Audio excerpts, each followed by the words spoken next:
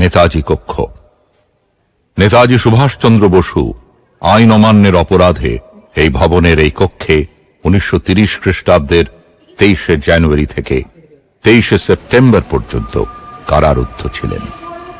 প্রথম কয়েকটি মাস তিনি নীরবে বই পড়ে এবং ধ্যান করে কাটিয়েছিলেন। 1930-এর এপ্রিলে আলিপুর সেন্ট্রাল জেলে বন্দী কয়েকজন কংগ্রেস নেতাকে অমানসিকভাবে লাঠিপেটা করা হয়। তাদের অপরাধ, তারা অন্যান্য বন্দীদের ওপর অকথ্য অত্যাচারের প্রতিবাদ করেছিলেন।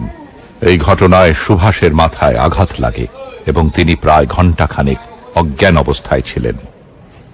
দ্বিতীয় বিশ্বযুদ্ধের সময় নেতাজি মিত্র শক্তির বিরুদ্ধে আজাদ হিন্দ ফৌজ অর্থাৎ ইন্ডিয়ান ন্যাশনাল আর্মিকে নেতৃত্ব দিয়েছিলেন।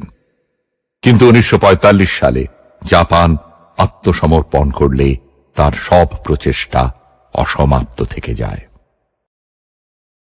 নেহরু কক্ষ। ভারতবর্ষের প্রথম প্রধানমন্ত্রী পণ্ডিত জওহরলাল নেহরু আইন অমান্য আন্দোলনে অংশগ্রহণের জন্য 1934 সালের 17 ফেব্রুয়ারি থেকে 7 মে 80 দিন এই ভবনের একটি কক্ষে ব্রিটিশ সরকার কর্তৃক কারারুদ্ধ ছিলেন। তার কিশোরী কন্যা ইন্দিরা নেহরু, পরবর্তীকালে প্রধানমন্ত্রী ইন্দিরা গান্ধী 2 সপ্তাহ অন্তর 20 মিনিটের জন্য তার সাথে দেখা করতে আসতেন। পিতা এবং কন্যা কারাকক্ষের বাইরের অঙ্গনে একটি গাছের তলায় বসতেন। এই মুহূর্তে আমরা চলে এসেছি আলিপুর মিউজিয়ামের সামনে। আমরা এবার প্রবেশ গেট থেকে আমরা প্রবেশ করব। আলিপুর মিউজিয়াম খোলা থাকে মঙ্গলবার থেকে রবিবার পর্যন্ত। টাইম হলো সকাল 11টা থেকে 5:30 পর্যন্ত। আমরা টিকিট কাটতে চলে আসলাম। এখানে বলে রাখি, এখানে 2 রকমের টিকিট পাওয়া যায়। শুধু মিউজিয়াম ঘোরার জন্য 30 টাকা টিকিট এবং 5টা থেকে সন্ধ্যে 7টা পর্যন্ত লাইট এবং সাউন্ড শো হয়, তার টিকিটের মূল্য হলো 100 টাকা। আমরা শুধু মিউজিয়ামটা ঘুরে দেখব, তার জন্য 30 টাকার টিকিট কেটে আমাদেরকে দিয়ে দেওয়া হলো একটা ম্যাপ, যেখানে বাংলায় ট্রান্সলেশন করা আছে এবং ইংলিশেও করা আছে।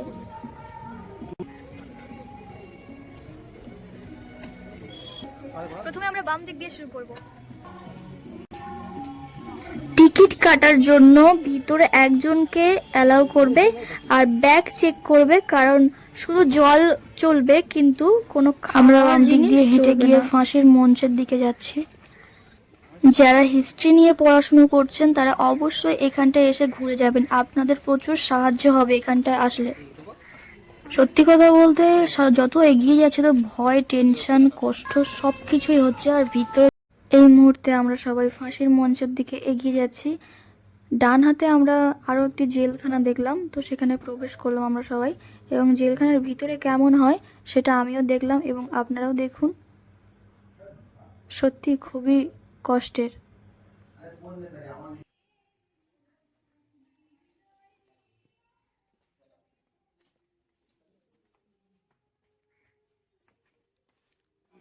ফাঁসির মঞ্চের দিকে যেতে ডান সাইডে একটা গেট পড়ে, সেই গেটটার ভিতরে এতগুলো জেল আছে। এখানে জেল দেখলেই পুরো হাত পা কাঁপছে।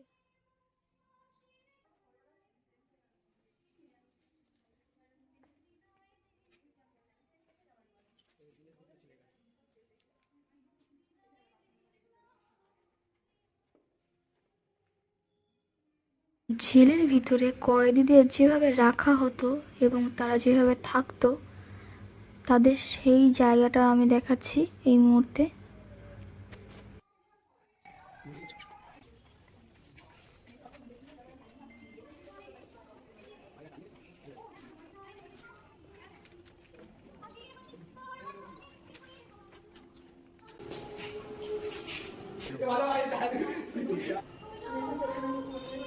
জেলের ভিতরে যেই না আমাকে বন্ধ করে দিয়েছে, কি অসহায় লাগছে, মানে ভাবলেই আমি এক্ষুনি কেঁদে ফেলবো। আর বেরিয়েই যদি সামনে ফাঁসির দড়ি দেখতে পাই, বাপরে।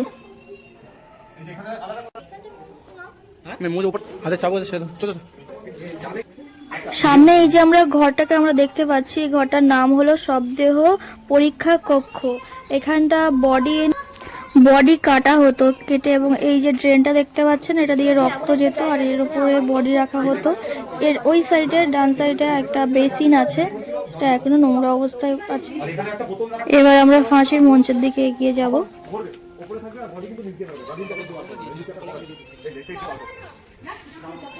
যাওয়া বন্ধ করে দিয়েছে, এই নিচে যেখানে আছে এখানটা দিয়ে ওখান থেকে পড়তো, তো পড়লেই ভেতর দিয়ে বডিটা বের করতো। আমাদের বেলা আমরা এখানে এসে ভিডিও তুলেছিলাম, এখানে বন্ধ করে দিয়েছে এখন।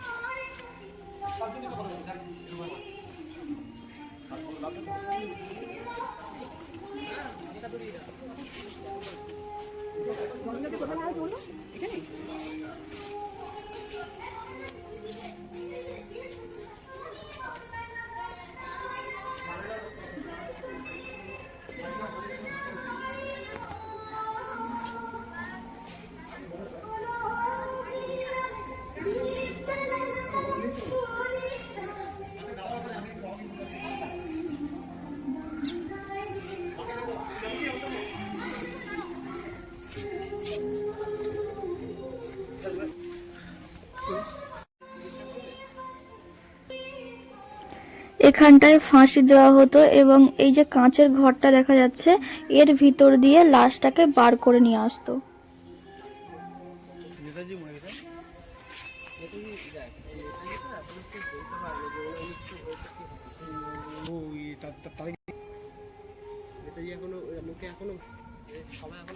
এখন আমি আছি আলিপুর মিউজিয়ামের ভিতরে, পুলিশ মিউজিয়ামে। এখানে সমস্ত কিছু আছে, লোহার বোম থেকে শুরু করে বোম তৈরির সরঞ্জাম। আমাদের সামনে আছে তখনকার সময়ের রিভলভার, পিতলের বোমা, আরো কত কিছু আছে এখানে। আমরা এখন যেটা দেখতে পাচ্ছি, বইয়ের মধ্যে বোম লুকানো ছিল। ঢাকা ষড়যন্ত্র মামলা 1910।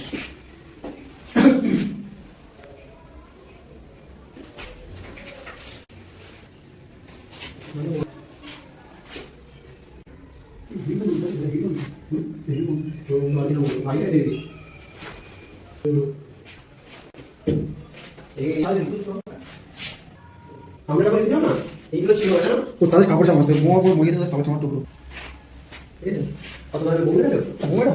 এখানে 32টি বোমা এবং কাপড় জামার টুকরো রয়েছে, ওই ব্রিটিশ আমলের মানে বোমাগুলো।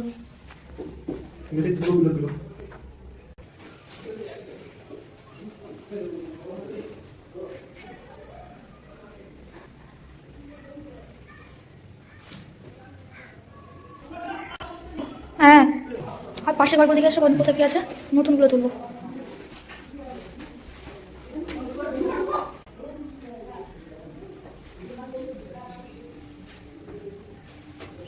ঢাকাতে এগুলি হচ্ছে রিভলভারের গুলির টুকরো।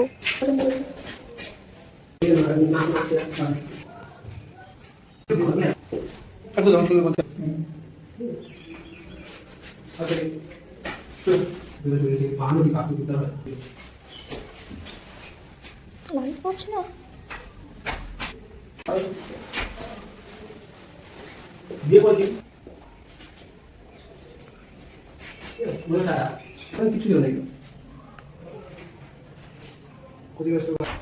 গাড়ির দরজা, ঢাকা ষড়যন্ত্র মামলা, তলোয়ার।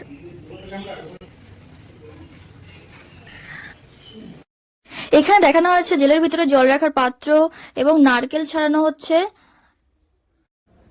এবং কয়েদিদের ড্রেস এখানে পেশাই করা হচ্ছে এবং তারা দাঁড়িয়ে আছেন। এখানে ইংরেজরা যেভাবে অত্যাচার করত সেই মূর্তি তৈরি করা হয়েছে।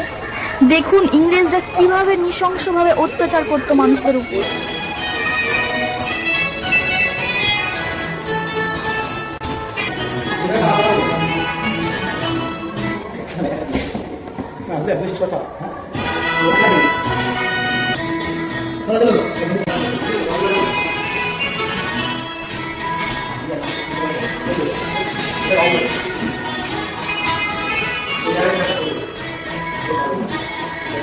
এই মুহূর্তে আমরা চলে এসেছি তাঁত কল। কয়েদিদের এখানে কাজ করানো হতো এবং এখানে কাপড় তৈরি করার মেশিন সবকিছুই আছে। এখানে ধুতি তৈরি করছে, চরকা কাটা। মূর্তিগুলোর দ্বারাই তুলে ধরেছে তখনকার দিনের কাজকর্মগুলো। এখানে উনুন তৈরি করা হয়েছে, এখানে জল গরম করা হতো এবং রঙে ফুটানো হতো সুতোগুলি কালার করার জন্য। এই মুহূর্তে আমরা আছি কাজী নজরুল ইসলামের কক্ষে। আমরা এখানে সামনে দেখতে পাচ্ছি কাজী নজরুল বসে আছেন, রাইটিং করছেন। তাদের কিছু স্মৃতি এখানে তুলে ধরা হয়েছে ফটো ফ্রেমের মাধ্যমে। আমরা পরবর্তী কক্ষের উদ্দেশ্যে এগিয়ে যাব। এখানে একটা স্ট্যাচু আছে, ঝাড়ু দিচ্ছেন, দেখুন দেখতে একদম অরিজিনাল। খুব ভয় লাগে সামনে থেকে দেখতে।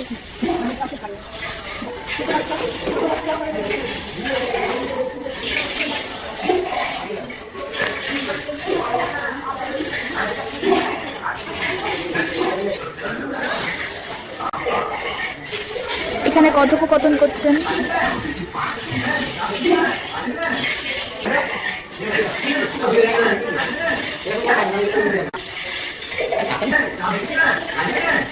দেখুন জেলের ভিতরেও দিলেন। এখানে জেলের ভিতরে চা তৈরি হচ্ছে। ওমা,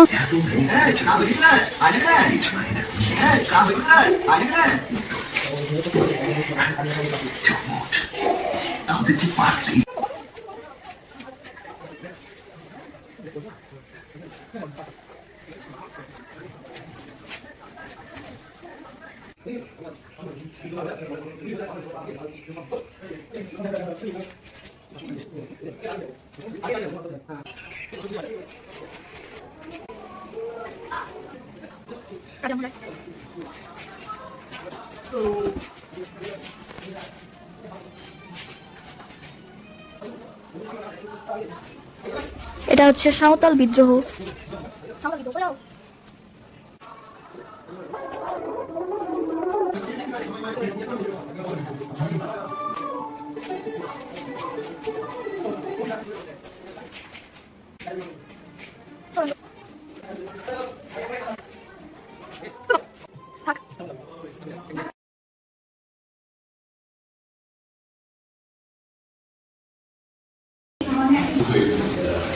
গোপনে বালিশে লুকিয়ে রাখা সাতটি পিস্তল, দড়ির মুনি এবং বোমা তৈরির উপকরণ কারাগারে পাঠানোর প্রস্তুতি নেন।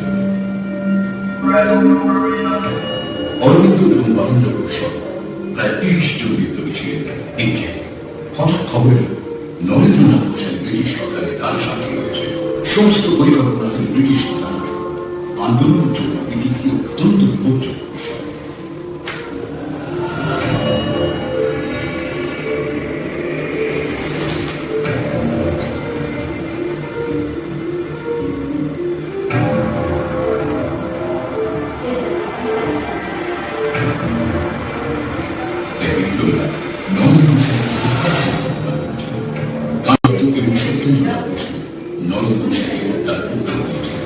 পিস্তল আনা হয়েছিল যে কানাডা এবং সত্যের সরকারি সাক্ষী হওয়ার ইচ্ছে প্রকাশ করলেন। কিন্তু সত্য তার আগে তারা একবার নরেন্দ্র ঘোষের 31 অগস্ট নরেন্দ্র ঘোষের তার সঙ্গে দেখা হবে, তার সঙ্গে তাকে শেষ করতে হবে। বিচারে কানাডার দপ্তর সত্যেন্দ্রনাথ বসু ফাঁসি। দুর্নীতির বিপ্লবের চেতনা ছিল এতই প্রবল যে এই দুঃসাহসী বিপ্লবীদের মুখে একটি শব্দ আসে।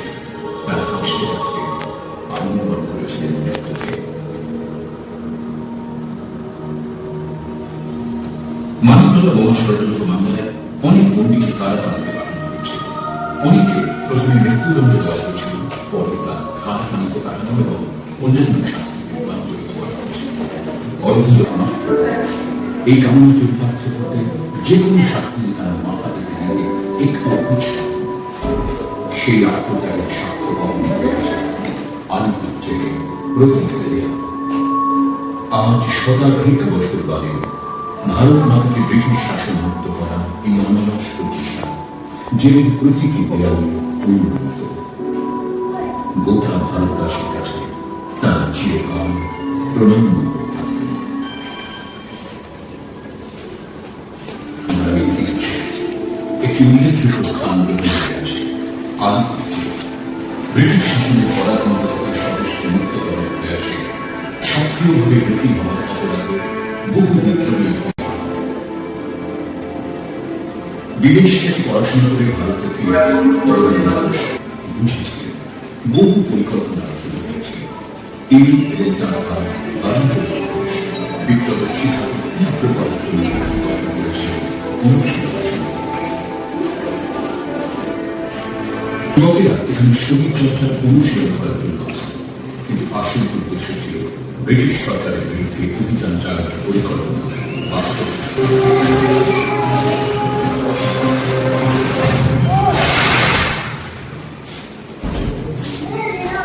সেই সময় অরবিন্দ ঘোষ ও তাঁর ভাই বারীন্দ্র ঘোষের নেতৃত্বে সাপ্তাহিক পত্রিকা যুগান্তর প্রকাশ করে। এই পত্রিকা প্রতিনিয়ত সরকারের আক্রমণের শিকার হয়েছে। নিষ্ঠুর ব্রিটিশ অফিসার কিংসফোর্ড, যিনি বিপ্লবীদের প্রধান লক্ষ্য। দুই বিপ্লবী কিংসফোর্ডকে বোমা মেরে নিয়ে যাওয়ার চেষ্টা করেছিলেন, কিন্তু তারা ব্যর্থ। ব্রিটিশের হাতে ধরা পড়ার আগে দেশপ্রেমিক প্রফুল্ল চাকী আত্মহত্যা করেন। 19 বছর বয়সী যুবক ক্ষুদিরাম ঘোষ ব্রিটিশের হাতে ধরা পড়ে। বিচার তার খুশি। ব্রিটিশরা অভিযান চালিয়ে অনেক সক্রিয়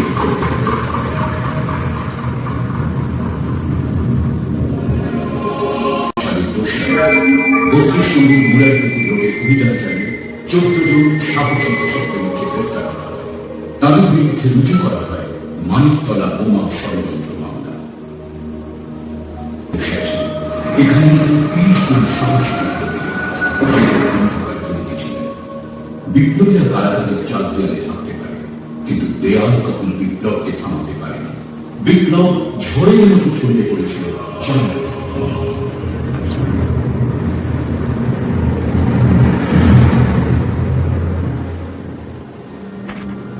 বিপ্লবীদের জেল ভাঙার পরিকল্পনা ছিল। এই উপলক্ষে কারাগারের মানচিত্র তৈরি করা হয়েছিল। উত্তরের প্রাচীর থেকে যেখানে সহজেই পালানো সম্ভব। গুপ্ত এজেন্সির দ্বারা গোপনে বালিশে লুকিয়ে রাখা 7টি পিস্তল, দড়ির মুন এবং বোমা তৈরির উপকরণ কারাগার পাঠানোর প্রস্তুতি নেওয়া হল। অরবিন্দ এবং বারীন্দ্র ঘোষ সহ প্রায় 30 জন বিপ্লবী ছিলেন এই জেলে। হঠাৎ খবর এল নরেন্দ্রনাথ ঘোষের ব্রিটিশ সরকারের রাজসাক্ষী হয়েছে। সমস্ত এখানে আপনার মুখের সাথে কার মুখের ম্যাচ আছে তাকে দেখাবে, তার জন্য 5 সেকেন্ড ওয়েট করতে হবে।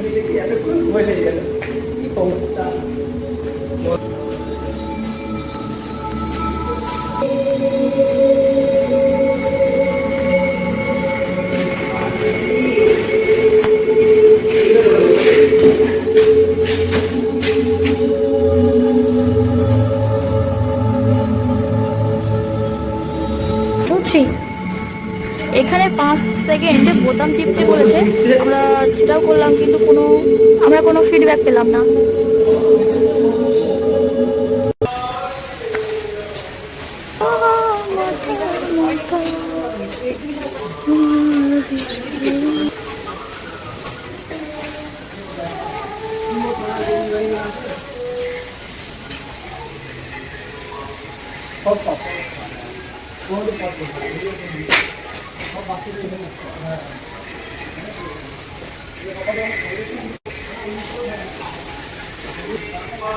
সহজ পাঠ।